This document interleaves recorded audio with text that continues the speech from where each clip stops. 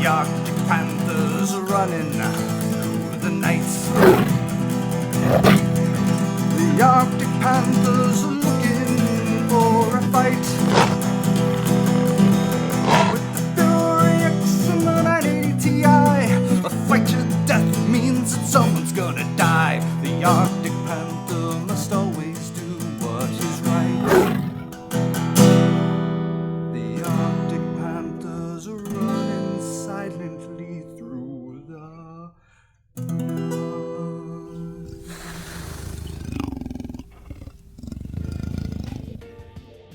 So I'm guessing that you guys probably weren't expecting that, but I could think of no introduction more fitting for this video, the Arctic Panther's Trial by Fire. That's right, let me get one more Arctic Panther roar for the folks at home.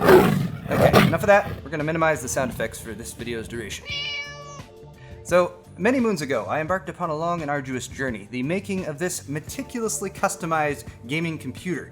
Though my path was fraught with missteps and frustrations, I'm looking at you here, power supply sleeving, I was fortunate enough to have help along the way. Jay of Jay's 2 Cents I owe particular thanks to for teaching me to bend them tubes.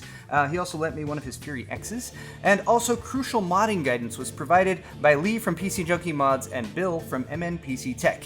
The entire build process is thoroughly documented via videos on my channel though, so check out the description below for a link to that playlist, as well as links to Jay's, Lee's, and Bill's channels and websites, and links to the parts for this build, and also the like button is down there. It works by clicking on it, if you like the video. After several months, the build finally came together, powered by an Intel 5960X overclocked to 4.5 GHz at 1.22 volts, 32 GB of G-Skill Ripjaw's DDR4 memory at 2666, and 2 GB GTX 980 Gaming G1 graphics cards, now fully outfitted with liquid cooling from EK water blocks. My next step after getting Windows all installed was to dial in my overclocks, and since the CPU was already handled, I turned my attention to the GPUs. I will spare you the gritty details here, but after some finagling and by adding just a smidge of extra voltage, I settled on an OC of 1545 MHz for both GTX 980 GPU cores and 1800 for the GDDR5 memory. Since I'm looking for overclocks I can run all the time, I didn't want to push too much higher, and I also wanted to make sure that my temperatures and fan speeds didn't creep up too high. Here's a listen to the system with the quiet fan profile enabled, and bear in mind that speeds for all 6 of my Fractal Venturi HP12 fans are regulated by the CPU temperature since they're all routed through the Define R5's fan hub. Here's the system at idle.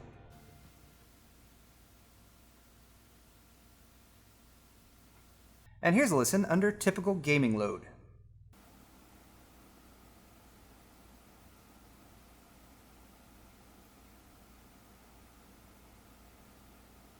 Not too shabby at all, and definitely whisper quiet when you consider the caliber of hardware inside. Across all of my testing, the hottest any CPU core got was 71C with average load temps around 60. The GPUs ran even cooler, maxing at 59C with normal temperatures in the 50 to 55 degrees range. So, as I've been alluding to for quite a while now, eventually I had no choice. I had to benchmark the Arctic Panther to determine just how good the gaming performance is. But I had a problem. That old, bitter lesson that I learned so well back when I first built my own computer, when the world was still young. That is that there's always newer and faster components just on the horizon. And indeed, while my 980s were the fastest GPUs available when I got them back in February, both Nvidia and AMD have since eclipsed them with the release of the 980 Ti and the Fury X, respectively. And so it comes down to this. I will not only be showing you the performance of the Arctic Panther at 1080, 1440, and 4K resolutions, but also side-by-side performance of its greatest nemesis? The GTX 980 Ti in 2-way SLI and the AMD R9 Fury X in 2-way Crossfire. Let's get it on.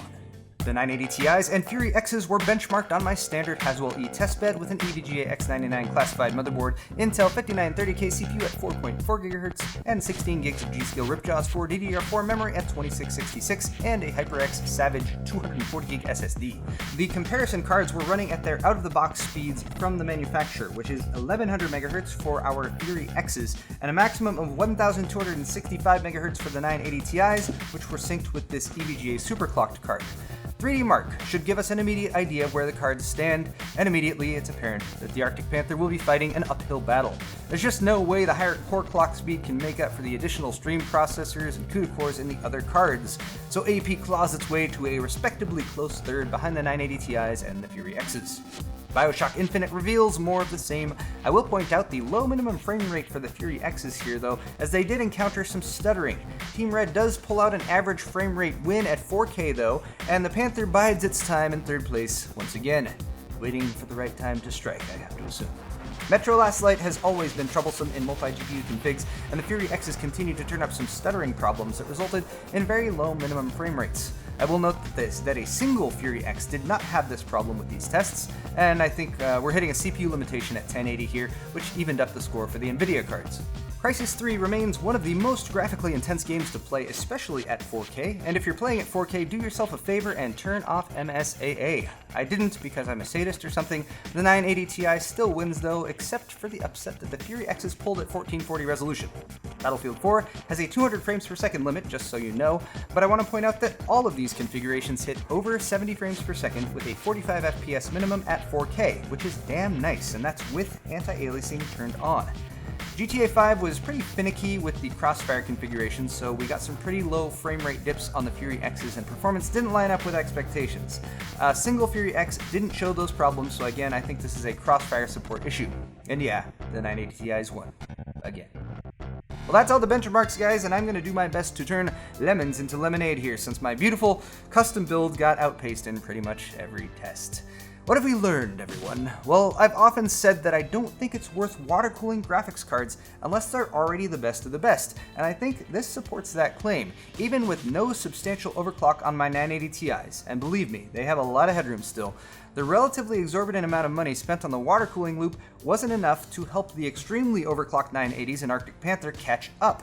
Considering that it's about $150 more for a 980 Ti or a Fury X over a 980, and that's about the amount you'd spend on a nice water block and backplate for the 980, to say nothing of the rest of the components in the custom loop, you're almost never going to be able to push a lesser card to outperform a higher end card just with cooling and overclocking. I also want to mention power draw briefly. The Fury X's are more efficient than the last generation of AMD GPUs, but still pulled the most wattage, peaking at about 775 watts. The 980 Ti configuration pulled about 100 watts less, maxing at 675 for the whole system, and my overclocked and fully outfitted Arctic Panther build pulled just 5 or 10 watts less than the 980 Ti's. But bear in mind that it has all those fans and extra drives and all that good stuff in there too, versus the test beds, which were pretty minimal. Another lesson I relearned here is one that I mentioned earlier, and that's the lesson of the rapid product life cycle in the PC hardware and electronics space. There's just no solution for this one, but I find that being mentally prepared does help. Anything you buy will be supplanted by something newer, shinier, faster, and maybe even less expensive, and probably in the very near future. Now that we've accepted this, we can move on. So what do you guys think of this whole endeavor now that you've actually seen some performance numbers? Was all of my time and effort worth it?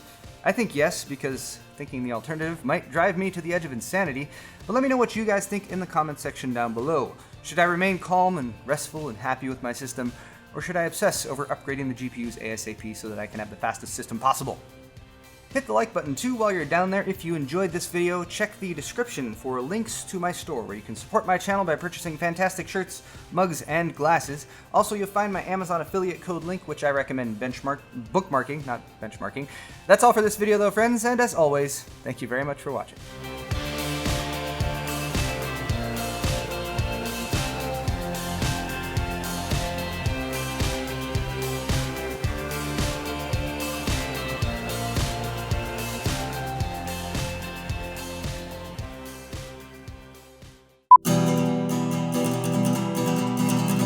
The Arctic Panther runs silently. The Arctic Panther runs silently through the night. The Fury X and the 980. The Fury X and the 980. The Arctic Panthers are the Arctic Panthers are looking for a fight.